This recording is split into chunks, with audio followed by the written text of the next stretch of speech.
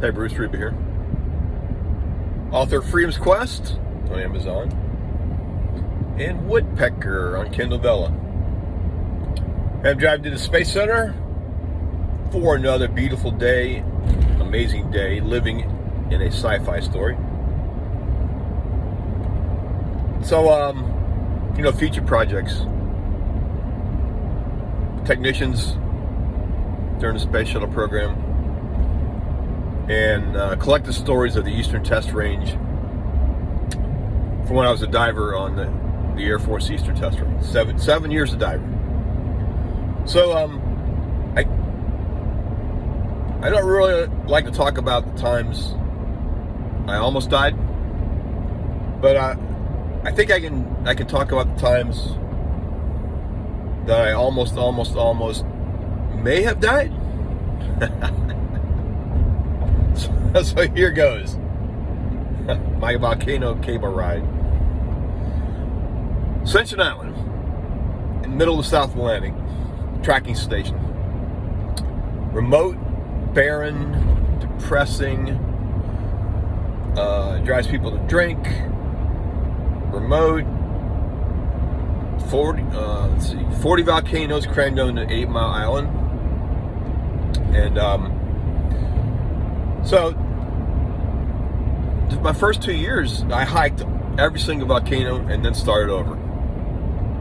And so this one hike, I came across, it's up towards Green Mountain. I came across a small volcano. It may have been 200 foot tall, and it just randomly walked up the slope. And when I got to the top, I could look down into the volcano, and it was a kind of like a park down inside the volcano. Grass, trees, eucalyptus. It was surrounded ancient cedar trees, so it was a nice place. Then I realized, oh yeah, this was it was the English Boy Scout camp where they took kids to camp. But when I came up that slope, I discovered a cable. A steel cable that was stretched tight, and then a pulley at the top with an ancient rope, and it was tied to a rock. And I looked at that and realized, oh yeah, this is for the kids to hang onto a rope and ride it down from the top of the volcano down into the park-like area. I went, huh? So, without ever seeing this before in my life, without ever seeing the other end, or the condition of the cable, or how safe it was, I said, well, I got to ride this. There was no choice. I got to ride this. So the rope hanging from the pulley was rotten. I knew I could not hang on that. But just below the wheels on the pulley and the cable, there was 2 handholds. So with wearing a full backpack and a machete, stupid. I put my hands on that pulley and jumped over the edge and was flying.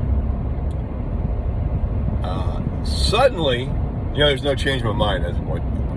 Suddenly, I'm flying through adult cedar trees, and they're slapping me. And that's pretty cool. And